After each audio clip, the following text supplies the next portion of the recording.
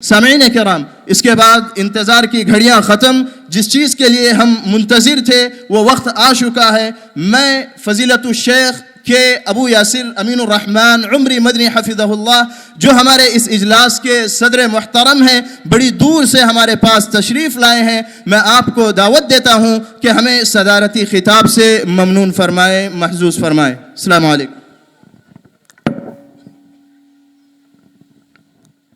الحمد لله رب العالمين والصلاة والسلام على أشرف الأنبياء وأفضل المرسلين وعلى آله وصحبه أجمعين ومن تبعهم بإحسان إلى يوم الدين، أما بعد۔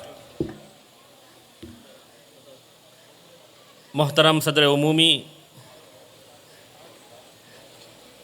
مہمانان خصوصی،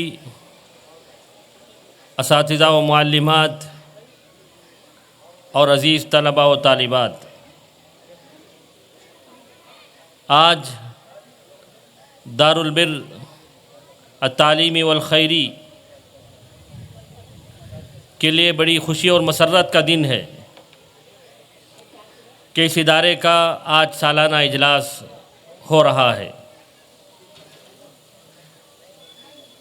اللہ تعالیٰ سے دعا ہے کہ اللہ تعالیٰ اس مرکز کو مزید قبولیت عطا کرے اور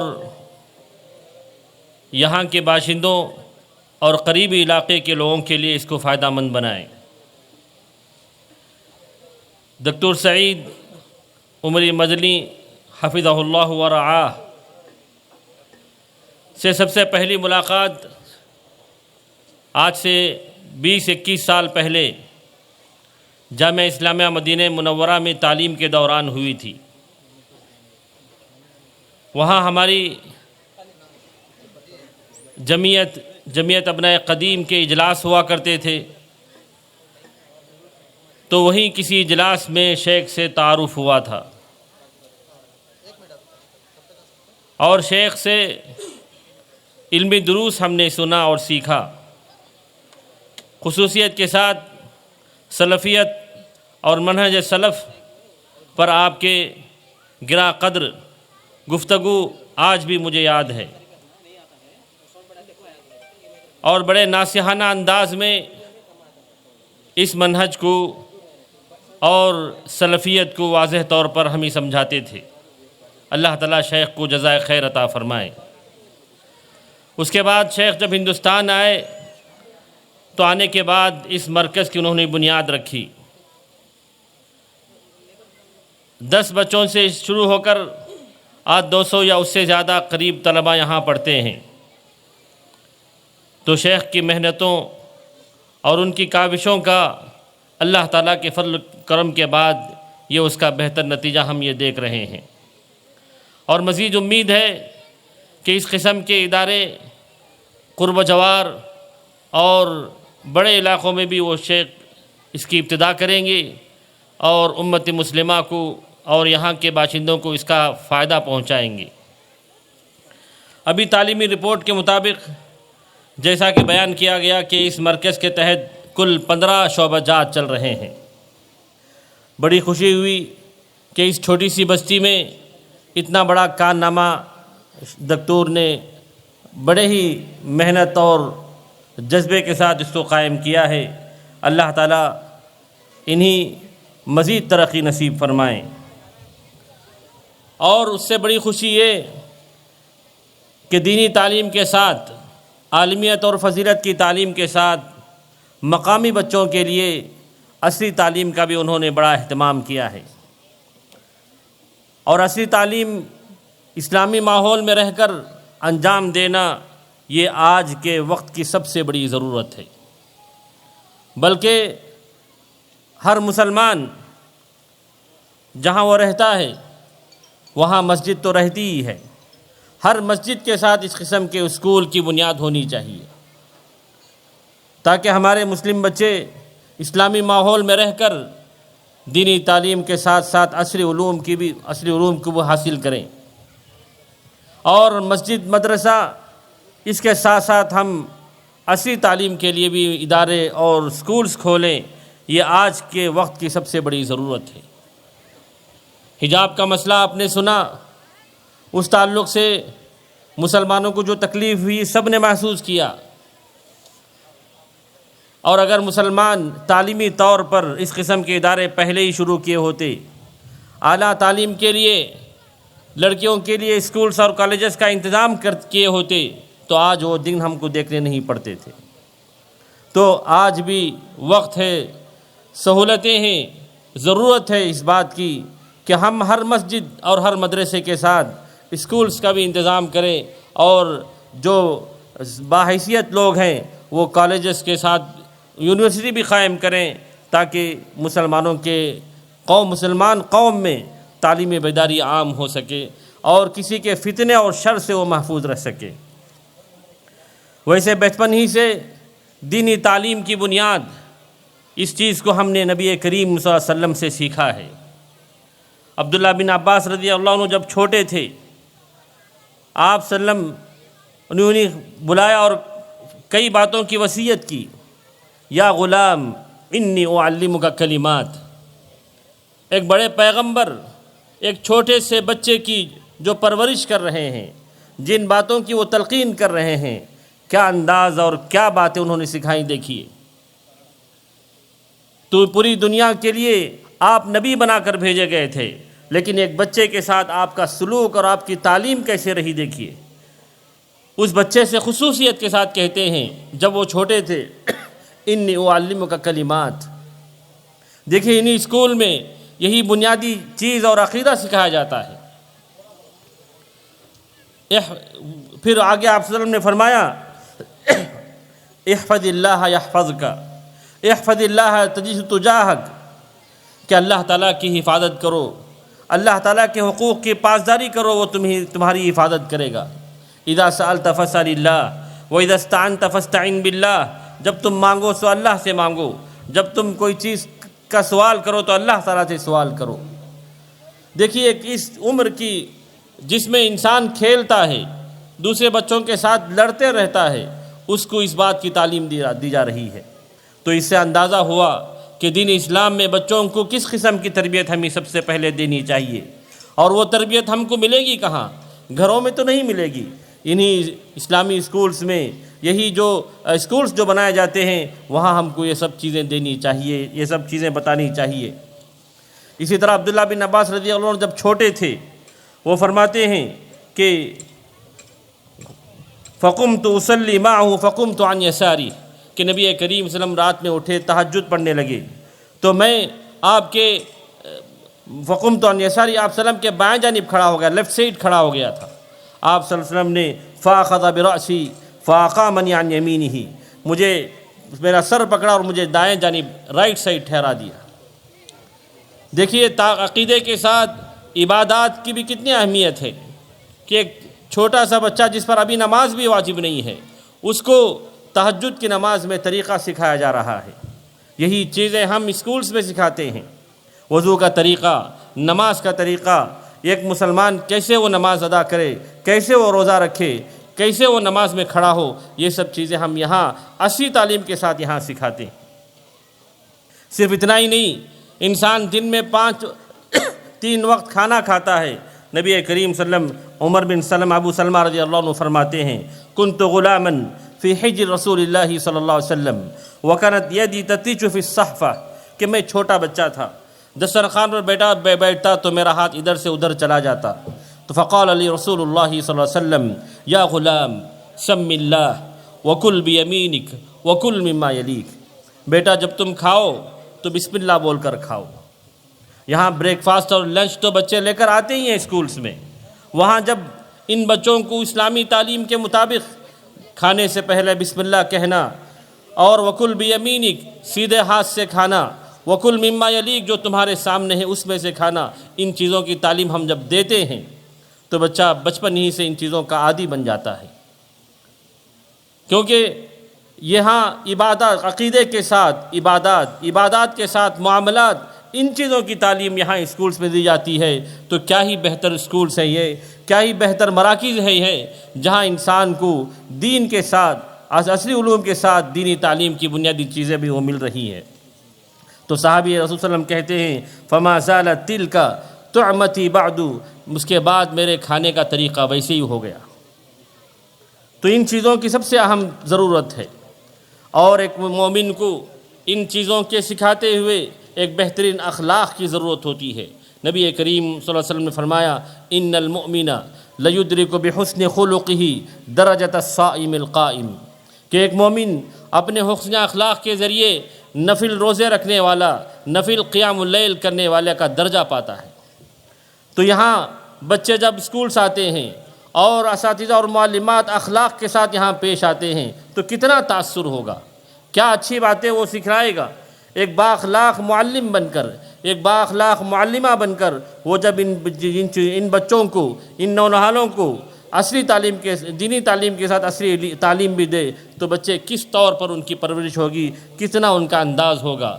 یہی وجہ ہے کہ انس بن مالک رضی اللہ عنہ، جنہوں نے آپ صلی اللہ علیہ وسلم کی 10 سال خدمت کی، کہا خدمت النبی صلی اللہ علیہ وسلم 10 سنین فما قال لی اف ولا لما صنعت ولا الا صنعت، 10 سال میں نے آپ صلی اللہ علیہ وسلم کی خدمت کی، کبھی آپ نے مجھے اف تک نہیں کہا، اور کبھی آپ نے اور آپ نے یہ نہیں کہا لما صنعت، کیوں آپ نے ایسا کیا، اللہ صنعت، کیوں تم نے ایسا کر لیتے۔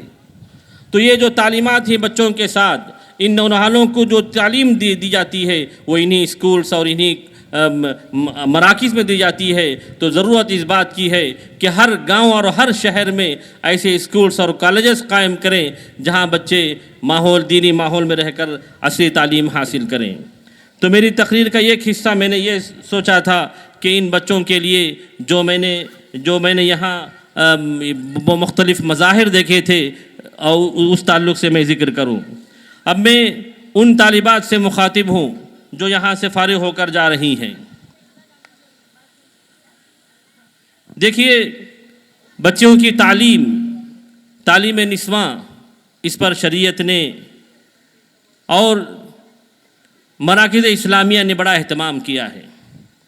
صحیح بخاری کی روایت ہے کہ اللہ کے نبی صلی اللہ علیہ وسلم نے فرمایا وَرَجُلٌ كَانَتْ عِنْدَهُ أَمَةٌ فَأَدَّبَهَا فَأَحْسَنَ تَأْدِيبَهَا وَعَلَّمَهَا فَأَحْسَنَ تَعْلِيمَهَا۔ امام بخاری رحمہ اللہ نے اس حدیث کے لیے باب باندھا ہے تعلیم الرجل أَمَتَهُ وَأَهْلَهُ، کہ ایک آدمی اپنے لونڈی کو اور اپنے گھر والوں کو سکھائے، دین سکھائے، تعلیم دے۔ تو لڑکیوں کو اور بچیوں کو تعلیم دینا یہ ہماری شریعت کا اٹوٹ حصہ ہے، یہ بنیاد ہے۔ بلکہ نبی کریم صلی اللہ علیہ وسلم نے اس کی فضائل اور اس کو بڑے طور پر ابھارا، اور یہاں یہ بات بتائی کہ وہ شخص جس کے پاس کوئی لڑکی ہو اس کو ادب سکھائے اور اچھی طرح ادب سکھائے، وَعَلَّمَهَا فَأَحْسَنَ تَعْلِيمَهَا، اور اس کو ایجوکیشن دے، تعلیم دے، اور بہتر سے بہتر تعلیم دے۔ تو ہمارے معاشرے میں مسلم لڑکیاں تعلیم سے پیچھے رہ جاتی ہیں، نہیں، تعلیم میں ان کو سب سے آگے رہنا چاہیے۔ دینی تعلیم کے ساتھ عصری تعلیم بھی وہ حاصل کرے، کیونکہ جب ہم کو یہاں جینا ہے، یہاں رہنا ہے، تو ہم کو یہاں رہنے کا طریقہ بھی معلوم ہو، یہاں لوگوں کے ساتھ رہنے کا سلوک بھی معلوم ہو۔ تو لڑکیوں کو تعلیم سے محروم کرنا نہیں ہے، بلکہ ان کو مکمل تعلیم دینا چاہیے، بلکہ اچھی سے اچھی تعلیم دینا چاہیے۔ اور لڑکیوں کے لیے الگ ادارہ اور ان کے لیے الگ مرکز بھی قائم کر سکتے ہیں۔ بخاری کی روایت ہے کہ ابو سعید خدری رضی اللہ عنہ فرماتے ہیں کہ کچھ عورتوں نے اللہ کے نبی صلی اللہ علیہ وسلم سے فرمایا غلبنا علیک الرجال، اے اللہ کے رسول صلی اللہ علیہ وسلم، مردوں کا ہمیشہ آپ کے پاس ہمیشہ بھیڑ لگی رہتی ہے، وہی غالب رہتے ہیں، فجعل لنا یوما من نفسک، آپ ہمارے لیے بھی ایک وقت دیجئے۔ تو آپ صلی اللہ علیہ وسلم نے یہ نہیں کہا کہ تمہارے لیے کوئی وقت نہیں ہے یا تم کو سیکھنا نہیں ہے، بلکہ آپ صلی اللہ علیہ وسلم نے فوعدہن یوما لقیہن فیہ، آپ صلی اللہ علیہ وسلم نے ان کو ایک خاص دن مقرر کیا، وہاں آپ ملاقات کرتے ان سے اور ان کو نصیحتیں کرتے، فوعدہن وامرہن، ان کو نصیحتیں کرتے اور ان کو صدقات و خیرات کا حکم دیتے۔ اور حافظ ابن حجر رحمہ اللہ فرماتے ہیں وفی روایت موعدکن بیت فلانہ، کہ تم فلاں عورت کے گھر میں جمع ہو جاؤ۔ تو معلوم ہوا کہ عورتوں کے لیے خصوصی تعلیم کا اہتمام ہونا چاہیے، عورتوں کے لیے خصوصی مدرسے کا، خصوصی سکولز کا، خصوصی کالجز اور یونیورسٹی کا اہتمام ہونا چاہیے تاکہ ان کی تعلیم ہو، کیونکہ جتنی احادیث ہیں جہاں علم کی فضیلت بیان کی گئی ہے وہ صرف مردوں کے لیے نہیں ہے، وہ عورتوں کے لیے بھی ہے۔ اللہ کے نبی صلی اللہ علیہ وسلم نے فرمایا من یرید اللہ بہ خیرا یفقہہ فی الدین، جس کے ساتھ اللہ تعالیٰ بھلائی چاہتا ہے اس کو دین کی سمجھ نصیب کرتا ہے۔ یہ صرف مردوں کے لیے نہیں ہے، عورتوں کے لیے بھی ہے۔ یرفع اللہ الذین آمنوا منکم والذین اوتوا العلم درجات، ایمان والوں کا اور اہل علم کا درجہ اللہ تعالیٰ بلند کرتا ہے، تو صرف مردوں کے لیے نہیں، عورتوں کے لیے بھی ہے۔ من سلک طریقا یلتمس فی علما سہل اللہ بہ طریقا الی الجنہ، جو آدمی علم کے حصول کے لیے راستے پر چلے تو اللہ تعالیٰ اس کے لیے جنت کا راستہ آسان کر دیتا ہے۔ یہ صرف مردوں کے لیے نہیں ہے، عورتوں کے لیے بھی اللہ نے اور نبی کریم صلی اللہ علیہ وسلم نے بتائی ہیں۔ اسی طرح انما یخشی اللہ من عبادہ العلماء، اللہ تعالیٰ سے حقیقت میں ڈرنے والے صرف علماء ہی ہوتے ہیں۔ علماء صرف مرد نہیں، عورتیں بھی ہیں جن کو اللہ تعالیٰ سے سب سے زیادہ ڈرنا ہوتا ہے۔ اسی طرح اللہ کے نبی صلی اللہ علیہ وسلم نے فرمایا وَإِنَّ الْعُلَمَاءَ وَرَثَةُ الْأَنْبِيَاءِ وَإِنَّ الْأَنْبِيَاءَ لَمْ يُوَرِّثُوا دِينَارًا وَلَا دِرْهَمًا وَإِنَّمَا وَرَّثُوا الْعِلْمَ، انبیاء کے وارثین علماء ہوتے ہیں، تو یہ وراثت صرف مردوں کے لیے نہیں، عورتوں کے لیے بھی ہے۔ وہ بھی علم دین حاصل کریں، دین میں تفقہ حاصل کریں۔ تو اتنی جو باتیں جو فضیلت کی بتائی گئی ہیں، ان میں مردوں کے ساتھ عورتیں بھی ہیں، ان برابر کی شریک ہیں۔ ان کو بھی طہارت کے مسائل معلوم ہونے چاہیے، ان کو بھی آداب اکل و شرب معلوم ہونے چاہیے، ان کو بھی عبادات اور معاملات کے طریقے معلوم ہونے چاہیے۔ باب العلم والعظۃ باللیل، نبی کریم صلی اللہ علیہ وسلم رات میں بھی اٹھتے تو اپنی بیویوں کو سمجھاتے بجھاتے اور ان کو بتلاتے تھے۔ ایک مرتبہ کا واقعہ کہ ام سلمہ رضی اللہ عنہا فرماتی ہیں استيقظ النبی صلی اللہ علیہ وسلم ذات لیلۃ فقال سبحان اللہ، ایک مرتبہ نبی کریم صلی اللہ علیہ وسلم اچانک رات میں جاگ گئے اور سبحان اللہ کہا۔ جب انسان تعجب میں کوئی بات کہتا ہے، پھر آپ نے فرمایا ماذا انزل اللیلۃ من الفتن وماذا فتح من الخزائن، کتنے فتنے ہوئے، کتنے خزانے کھلے۔ ایقظوا صواحب الحجر، کمرے میں جو سونے والی خواتین ہیں ان کو اٹھاؤ۔ فرب کاسیۃ فی الدنیا عاریۃ فی الآخرہ، آپ نے اسی وقت کہا، یہ حکم بھی بتلایا۔ تو معلوم ہوا کہ گھر کی عورتوں کو نبی کریم صلی اللہ علیہ وسلم کس قسم کی تربیت دیا کرتے تھے، بلکہ مسلمانوں میں مردوں سے زیادہ عورتوں کو طہارت کے وہ مسائل خود معلوم ہونی چاہیے۔ بخاری کی روایت جو تعلیقاً مذکور ہے، عائشہ رضی اللہ عنہ فرماتی ہیں نعم النساء نساء الانصار لم يمنعهن الحیاء ويتفقهن فی الدین، کہ انصاری عورتیں کتنی بہترین عورتیں ہیں کہ ان کو دین کی سمجھ میں حیا رکاوٹ نہیں بنتی۔ مسائل طہارت میں کتنے ایسی عورتیں ہیں جو طہارت کے مسائل ان کو معلوم نہیں ہیں، نماز ان کو کب پڑھنا ہے اور کب نہیں پڑھنا ہے پتہ ہے، جن دنوں میں نہیں پڑھنا ہے وہ پڑھنے لگے گی، یا جن دنوں میں پڑھنا ہے وہ نمازیں چھوڑ دیں گی۔ نماز جو کہ اسلام کا ایک اہم رکن ہے، تو اس کے لیے طہارت کے مسائل و معلوم کیسے کرے؟ انہی تعلیمات کے ذریعے، انہی کلاسوں کے ذریعے، انہی استادوں کے سامنے زانو تلمس طے کرنے سے وہ تعلیمات حاصل کر سکتی ہیں۔ تو ضرورت جو عورتوں کے لیے خاص کی گئی ہے کہ وہ اسلامی تعلیمات کو حاصل کرے، اس کے لیے جہاں انتظام ہو رہا ہے تو میں قرب و جوار کے رہنے والے باشندوں کو یہ التماس کرتا ہوں کہ اپنی بچیوں کو ان مدارس میں داخل کریں، اپنی بچیوں کو دینی تعلیم دیں، عصری تعلیم بھی دیں، تاکہ ان کا مستقبل کس طور پر ہوتا ہے پتہ نہیں ہے۔ ان کو کمپیوٹر اور سلائی اور کڑھائی کی تعلیم بھی دے، ہر چیز کی تعلیم دے، تاکہ آگے چل کر ان کی زندگی میں کوئی مشکل پیدا ہو تو وہ ان چیزوں کو، ان ہنر کو سیکھ کر کچھ نہ کچھ کما کر وہ آگے بڑھ سکے، لوگوں کے سامنے بھیک نہ مانگے۔ تو یہ چند باتیں جو میں نے بتایا وہ خواتین کی تعلیم و تربیت کے تعلق سے ہیں۔ اب وہ خواتین جو فارغ ہو رہی ہیں ان سے میں مخاطب ہوں کہ وہ اپنے علم میں اضافہ کس طور پر کر سکتی ہیں۔ تو چند باتیں ذکر کر کے میں اپنی بات ختم کرتا ہوں۔ پہلی بات، سب سے پہلے تقوی اختیار کرنا یہ انتہائی ضروری امر ہے۔ اللہ تعالیٰ نے فرمایا وَمَن يَتَّقِ اللَّهَ يَجْعَل لَّهُ مَخْرَجًا وَيَرْزُقْهُ مِنْ حَيْثُ لَا يَحْتَسِبُ، کہ جو اللہ تعالیٰ سے ڈرتا ہے اللہ تعالیٰ اس کے لیے راستے کھول دیتا ہے۔ وَيَجْعَلْ لَكُمْ نُورًا تَمْشُونَ بِهِ، اللہ سے ڈرنے والوں کو اللہ تعالیٰ روشنی عطا کرتا ہے۔ تو ہم یہاں پڑھ کر چلے گئے، ہم نے کتابیں رکھ دیں، ایسا نہیں ہے، ہم کو اس پر عمل کرتے ہوئے سب سے پہلے تقوی اختیار کرنا چاہیے۔ یہ علم کے اضافے اور علم کو باقی رکھنے کے اسباب میں آپ کے سامنے ذکر کر رہا ہوں۔ تو تقوی اختیار کرنا یہ صرف علم کے اضافے ہی کے لیے نہیں، بلکہ ایک مسلمان کی زندگی کا ایک لازمی حصہ ہے۔ ایک مسلمان کی زندگی کا ایک لازمی حصہ ہے تقوی۔ اور اگر ایک عالمہ اور ایک فاضلہ تقوی اختیار کرتی ہے تو اس کا یہ علم محفوظ رہتا ہے۔ اللہ تعالیٰ نے فرمایا وَاتَّقُوا اللَّهَ وَيُعَلِّمُكُمُ اللَّهُ۔ یہاں شرط نہیں ہے کہ تقوی اختیار کرنے سے علم کا اضافہ ہوتا ہے، کیونکہ دونوں الگ الگ جملے ہیں۔ اللہ تعالیٰ جن چیزوں سے تم کو ڈرنا ہے وہ اللہ تعالیٰ تمہیں سکھلائے گا۔ اور دوسرا سبب جس سے علم کو باقی رکھنے اور برقرار رکھنے کے لیے ممد ثابت ہو سکتی ہے وہ ہے علم کو پھیلانا اور لوگوں کو سکھانا۔ لوگوں کو سکھانا چاہیے۔ اگر آپ اپنے محلے میں اپنے گھر میں دیکھتے ہیں کہ قرآن نہیں پڑھنا آتا ہے تو قرآن پڑھائیں ان کو، یا ہفتے میں ایک دن مقرر کر کے گھر کی عورتوں کو یا محلے کی عورتوں کو کم از کم ریاض الصالحین پڑھ دیتی ہیں تو یہ ان کے لیے فائدہ مند ہوگا، یا مسائل طہارت اور مسائل وضو بتاتی ہیں تو یہ آپ کے لیے باعث خیر و برکت ہوگا۔ ابن عثیمین رحمہ اللہ فرماتے ہیں نشر العلم من زکاتی، کہ علم کی زکوٰۃ یہ ہے کہ علم کو عام کیا جائے، علم کو پھیلایا جائے۔ اور شیخ سلیمان رحیلی فرماتے ہیں من اسباب زیادت العلم ان يعلم الانسان ما علم، کہ علم کے اضافے کے اسباب میں سے ایک سبب یہ ہے کہ انسان جو سیکھے وہ سکھائے۔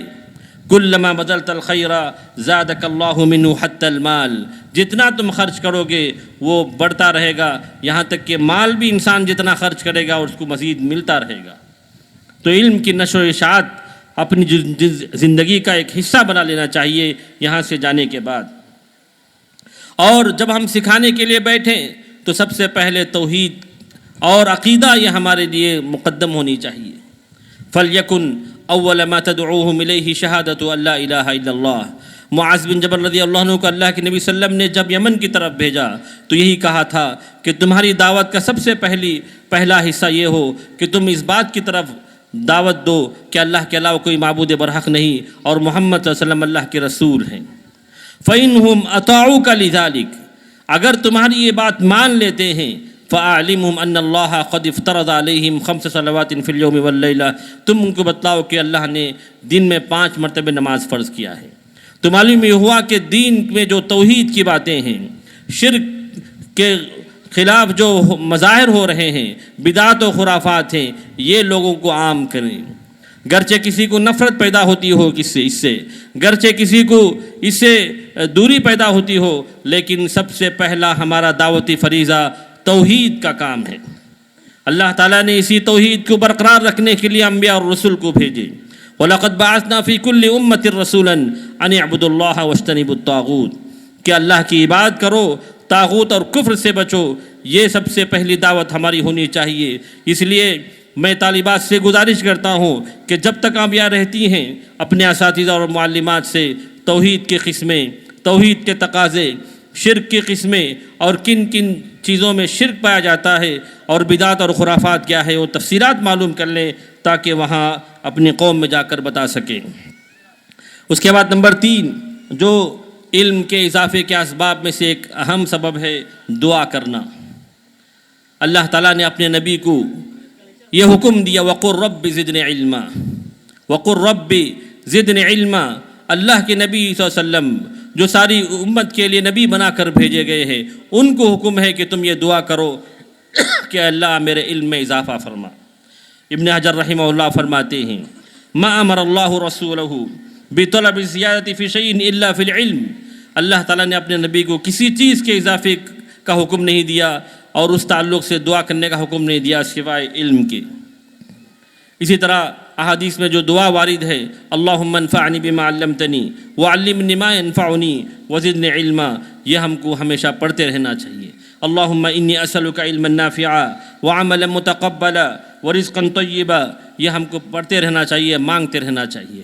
ابن تیمیہ رحمہ اللہ دعا کرتے تھے، یا معلم آدم علمنی، یا مفہم سلیمان فہمنی، جب ان کو کوئی مسئلہ سمجھ میں نہیں آتا تو یہ دعائیں کرتے تھے۔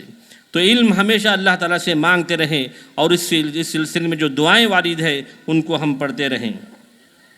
نمبر 4، ان علم کے اضافے کے اسباب میں سے ایک سبب العمل بالعلم، آپ نے جو کچھ پڑھا اس پر آپ کو عمل کرنا ہے۔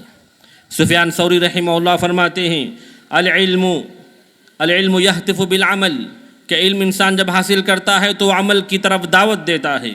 فَإِنْ أَجَابَهُ وَإِلَّا ارْتَحَلَ، اگر انسان اس دعوت پر لبیک کہہ کر اس پر عمل کر لے تو علم باقی رہتا ہے، ورنہ وہ علم چلا جاتا ہے۔ تو انسان جب کسی چیز کو معلوم کرے اور اس پر عمل کرنے لگے تو وہ فضیلت اور وہ چیز اس کو حاصل ہو جاتی ہے۔ مثال کے طور پر آپ نے یہ پڑھا کہ سید الاستغفار اگر کوئی انسان صبح میں یقین کے ساتھ پڑھے، شام تک وفات پا جائے تو وہ جنتی ہوگا۔ شام میں اگر یقین کے ساتھ پڑھے، صبح تک وفات پا جائے تو جنتی ہوگا۔ اور آپ نے وہ دعا یاد کر لی، اسی دن سے آپ نے پڑھنا شروع کر دیا تو آپ کا یہ علم محفوظ ہو گیا، آپ کو یہ فضیلت بھی محفوظ ہو گئی۔ اسی طرح چاشت کی نماز کی فضیلت آپ نے سنی اور اسی دن سے آپ نے پڑھنا شروع کر دیا تو یہ نماز بھی باقی رہ گئی، یہ فضیلت بھی باقی رہ گئی، اور یہ علم بھی آپ کو محفوظ ہو گیا۔ العمل یحفظ العلم، کہ عمل انسان کے اس علم کو محفوظ کر دیتا ہے اور ایک زمانے تک اس کے دل میں یہ چیزیں رہ جاتی ہیں۔ اسی طرح جو دعا سکھلائی گئی تھی اللہم انفعنی بما علمتنی، کا مطلب یہ ہے اجعلنی عاملا یعلمنی وعلمنی علما اعمل به، کہ ایسا علم مجھے عطا کر جس پر میں عمل کروں۔ اور اس بات کی طرف اشارہ ہے کہ من عمل بما علم ورثہ اللہ علم ما لم يعلم، انسان جن چیزوں کو جاننے کے بعد عمل کرے اللہ تعالیٰ اس کو ایسی چیزیں کا علم عطا کرتا ہے وہ جو جانتا ہی نہیں ہے۔ اسی طرح علم کے اضافے کے اسباب میں سے ایک شرب ماء زمزم، زمزم کا پانی اگر جس مقصد سے پیے، اللہ کے رسول نے فرمایا ماء زمزم لما شرب لہ، کہ جس مقصد کے لیے زمزم کا پانی پیتے ہیں وہ مقصد پورا ہوتا ہے۔ ابن خزیمہ رحمہ اللہ سے پوچھا گیا من این اوتیت العلم، آپ کو علم کیسے حاصل ہوا؟ فقال ماء زمزم لما شرب لہ وانی لما شربت سألت اللہ علما نافعا، کہ میں نے یہ حدیث پڑھی کہ زمزم جس مقصد سے پیتے وہ مقصد پورا ہوتا ہے، اور جب کبھی میں زمزم پیتا ہوں تو میں اللہ تعالیٰ سے علم نافع کا سوال کرتا ہوں۔ اسی طرح ابن العربی فرماتے ہیں کہ جب میں حج پہ گیا تھا کنت اشرب ماء زمزم کثیرا وکلما شربته نویت به العلم والایمان، کہ جب میں حج پہ گیا تھا تو بکثرت میں زمزم پیا کرتا تھا، اور جب کبھی پیتا تو میری نیت یہ ہوتی کہ اللہ تو مجھے علم اور ایمان نصیب کر۔ اسی طرح ابن حجر رحمہ اللہ فرماتے ہیں کہ حافظ عراقی ذکر کرتے ہیں کہ انہوں نے زمزم کو کسی مقصد کے لیے پیا تو وہ مقصد پورا ہو گیا۔ تو حافظ ابن حجر کہتے ہیں کہ میں نے بھی یہ دیکھ کر زمزم پیا، اور جب طلب حدیث کی شروعات تھی تو میں نے اللہ تعالیٰ سے دعا کی اے اللہ مجھے امام ذہبی جیسا حافظہ نصیب کر، زمزم پیتے ہوئے یہ دعائیں انہوں نے کی۔ تو یہ سب علم کے اضافے کے اسباب میں سے ہیں۔ اسی طرح کثرت السؤال، آپ کو کوئی چیز سمجھ میں نہیں آتی ہے تو مدرسے میں رہتے ہوئے اپنے اساتذہ اور معلمات سے پوچھ لیا کریں، ان سے معلوم کریں۔ فَاسْأَلُوا أَهْلَ الذِّكْرِ إِن كُنتُمْ لَا تَعْلَمُونَ، شرما کر یا ڈرتے اور سہمتے ہوئے رکے رہ جانا اور سوال نہ کرنا، یہ ایک طالب علم کی بہت بڑی کمزوری ہے۔ تو اس لیے سوال کر لینا چاہیے، پوچھ لینا چاہیے اور اپنے ڈاؤٹ کلیئر کر لینا چاہیے۔ اسی طرح نمبر 7 تکرار العلم و مذاکرۃ، کہ علم کے حفاظت کے اسباب میں سے ایک سبب یہ کہ علم کا تکرار ہونا چاہیے، مذاکرہ اور بار بار پڑھتے رہنا چاہیے۔ بعض مسائل ایسے ہوتے ہیں جو موسمی ہوتے ہیں، جیسے رمضان تو ہر سال آتا ہے، بقرعید تو ہر سال آتی ہے، تو جب رمضان آتا ہے تو مسائل رمضان کا اعادہ ہو جانا چاہیے۔ قربانی کے ایام آتے ہیں تو قربانی کے جتنے مسائل ہم پڑھتے ہیں اس کا اعادہ ہم کو کر لینا چاہیے، اور روزانہ ہم نماز 5 مرتبہ پڑھتے ہیں، وضو کئی مرتبہ کرتے ہیں، تو وضو کے مسائل کا اعادہ اور تکرار ہونا چاہیے، مذاکرہ ہونا چاہیے، نماز کے مسائل ہم کو معلوم ہوتے رہنا چاہیے۔ تو انسان جب کسی چیز کو بار بار کرتا ہے تو وہ چیز دل میں بیٹھ جاتی ہے۔ اذا تکرر فی القلب۔ ابن ربیعۃ الرائے فرماتے ہیں لا ينبغي لأحد عنده شيء من العلم ان يضيع نفسه، کہ اللہ تعالیٰ نے کسی کو علم عطا کیا ہے تو یہ جائز نہیں کہ وہ اس علم کو ضائع کر دے، تو اس علم کی حفاظت اس کی ذمہ داری ہے، اس کو اپنانا چاہیے۔ اور نمبر 8، اخلاص، یہ سب سے اہم چیز ہے۔ اخلاص و للہیت انسان اس کو اپنائے، بلکہ یہ ایک عبادت ہے۔ وما امروا الا ليعبدوا الله مخلصين له الدين، عبادت کو ہم اخلاص ہی کے ساتھ کرنے کا حکم ہے۔ اور علم کا حصول، علم کے لیے جو طلب ہم کرتے ہیں وہ بھی عبادت ہے، اس کے لیے بھی اخلاص ضروری ہے۔ اور آپ نے پڑھا ہوگا کہ جن لوگوں کو جہنم میں بھیجا جائے گا، وَرَجُلٌ تَعَلَّمَ الْعِلْمَ وَعَلَّمَهُ وَقَرَأَ الْقُرْآنَ فَأُوتِيَ بِهِ، کہ ایک آدمی علم حاصل کیا، قرآن پڑھا اور پڑھایا بھی، لوگوں کو پڑھایا بھی، اس کو لایا جائے گا فَعَرَّفَهُ نِعَمَهُ فَعَرَفَهَا، نعمتوں کی پہچان کروائی جائے گی، وہ جان لے گا کہ میں نے یہ سب کام کیے۔ قَالَ فَمَا عَمِلْتَ فِيهَا، پوچھا جائے گا کہ تم نے اس علم کو حاصل کرنے کے بعد کیا کیا؟ قَالَ تَعَلَّمْتُ الْعِلْمَ لِيُقَالَ عَالِمٌ، تو وہ کہے گا کہ اللہ تعالیٰ کہے گا تم نے علم اس لیے حاصل کیا تاکہ تم لوگوں میں مشہور ہو کہ تم عالم ہو، یا تم کسی مدرسے کے فارغ ہو، لوگوں کو تم نے قرآن اس لیے پڑھا ہے کہ تاکہ تم کو لوگ قاری کہیں۔ تو کہا گیا ثم فقد قیل، یہ سب باتیں ہو چکی ہیں، ثم امر به فسحب على وجهه حتى القي في النار، اس کو گھسیٹ کر جہنم میں پھینک دیا جائے گا۔ تو جب ہم علم حاصل کرتے ہیں، اس کی نشر و اشاعت کا اہتمام کرتے ہیں، تو اخلاص و للہیت کو ہم مد نظر رکھیں۔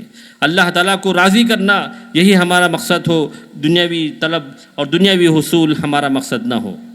اور نمبر 9 اور آخری سبب جو اللہ تعالیٰ جو علم حاصل کیا اس کے اضافے کے لیے ذکر اللہ، اللہ نے فرمایا وَاذْكُرْ رَبَّكَ اِذَا نَسِيتَ، ہمیشہ ہم کو اللہ تعالیٰ کے ذکر کرتے رہنا چاہیے۔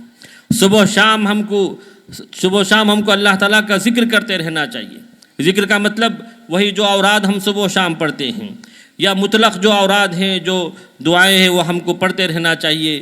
یہ ہماری زندگی کا ایک اہم حصہ ہے جس سے ہم کبھی بے نیاز نہیں ہو سکتے، دور نہیں ہو سکتے۔ اللہ کے نبی نے فرمایا لا یزال لسانک رطبا من ذکر اللہ، تمہاری زبان ہمیشہ اللہ تعالیٰ کے ذکر سے تر ہونی چاہیے۔ ایک طالب علم کو، ایک فارغہ کو، ایک عالمہ کو ہمیشہ اللہ تعالیٰ کے ذکر سے اس کی زبان تر ہونی چاہیے۔ یہ چند اسباب ہیں جو میں نے آپ کے سامنے ذکر کیا۔ اسی طرح چند باتیں جو اساتذہ اور معلمات کے لیے میں نے یہاں ذکر کی ہیں، چونکہ وقت مختصر ہے اس لیے جلدی ذکر کر دیتا ہوں۔ تو جو اساتذہ اور معلمات پڑھاتے ہیں ان کو چاہیے کہ سب سے پہلے وہ اپنا مقام سمجھیں۔ اپنا مقام کیا ہے؟ اللہ کے رسول نے فرمایا کہ خیرکم من تعلم القرآن وعلمہ، آپ جس منصب پر ہیں، جو کام آپ کر رہے ہیں، یہ معاشرے کا سب سے بہترین کام ہے۔ آپ سب سے بہترین انسان ہیں، قرآن پڑھاتے ہیں، اور قرآن کے لیے جو آپ اعلی کار نحو پڑھاتے ہیں، صرف پڑھاتے ہیں، حدیث پڑھاتے ہیں، یہ آپ سب سے بہترین انسان ہیں۔ انسان کو سب سے پہلے اس کا احساس ہونا چاہیے کہ وہ جو کام کر رہا ہے وہ بڑا نیکی کا کام ہے، بڑا بہترین کام ہے۔ اور اس کے علاوہ نمبر 2 اخلاص ہونی چاہیے۔ اخلاص یہ ہر عمل کے لیے بنیاد ہے۔ آپ جب پڑھاتے ہیں کسی کو، ایک حرف بھی پڑھاتے ہیں تو یہ آپ کے لیے صدقہ جاریہ بن گیا۔ اذا مات الانسان انقطع عمله الا من ثلاث صدقۃ جاریہ او علم ينتفع به، آپ پڑھاتے ہیں اور پڑھنے والے پڑھتے ہیں تو آپ کے علم سے جتنا فائدہ ہوگا، مرنے کے بعد اس کا ثواب آپ کو پہنچتا رہے گا۔ ایک حدیث ہے، اللہ کے رسول نے فرمایا من علم علما فلہ اجر من عمل به، جو آدمی کسی کو کچھ سکھلائے تو جتنا عمل کریں گے وہ سب کا عمل ثواب اس سکھانے والے کو ملے گا۔ لا ينقص من اجر العامل، عمل کرنے والے کے اجر میں کوئی کمی نہیں ہوگی۔ تو یہ اخلاص ہم کو کرنی چاہیے۔ اور تیسری بات یہ کہ مدارس میں فارغ ہونے والے لوگوں کو ٹیچرز ٹریننگ، جو سکلز اور اس کے جو اصول و ضوابط ہیں، وہ بھی ہم کو پڑھانا چاہیے، کیونکہ مدارس میں عام طور پر فارغ ہو جاتے ہیں اور فوراً کہیں ٹیچر، کہیں مدرس، کہیں معلم بن گئے۔ اسکولز اور کالجز میں ویسا نہیں ہے۔ تو ہم کو بھی یہ سسٹم لانا چاہیے کہ ہم ان کو طریق تدریس بتائیں، ان کو پڑھانے کا طریقہ بتائیں کہ نبی کریم صلی اللہ علیہ وسلم جب خطبہ دیتے تو قام فینا خطیباً، کھڑے ہو کر پڑھاتے تھے۔ ہم بڑے مشائخ کی طرح بیٹھ کر پڑھائیں بچوں کو، تو یہ مناسب نہیں ہے۔ بورڈ کا استعمال کرے، یہ سب چیزیں جو طرق تدریس میں آتی ہیں ان کا لحاظ ہم کو کرنا چاہیے۔ اور نمبر 4، کلاس کو جانے سے پہلے اس مادے کو جو ہم پڑھانے جا رہے ہیں اس کی مکمل تیاری ہم کو کرنی چاہیے۔ اس کے لیے سینئر اساتذہ سے استفادہ، لائبریری سے استفادہ، یا مکتب شاملہ وغیرہ ہو تو ان سے استفادہ، اور انٹرنیٹ پر جو موجود جو صحیح مواد ہیں ان کو سننا اور سمجھنا، اور اس سے متعلق جو دوسری کتابیں ہیں ان سے استفادہ کرنا ہم کو چاہیے، اس سے ہم کو دور نہیں جانا چاہیے۔ اور نمبر 5، ہم کو پڑھتے پڑھاتے ہوئے کسی بھی موضوع پر تحریر یا تقریر تیار کرنی چاہیے، اور اس کے لیے کوشش کرنی چاہیے کہ انسان جب لکھنا شروع کرتا ہے تو کئی چیزیں اس کے لیے طلبگار ہوتی ہیں۔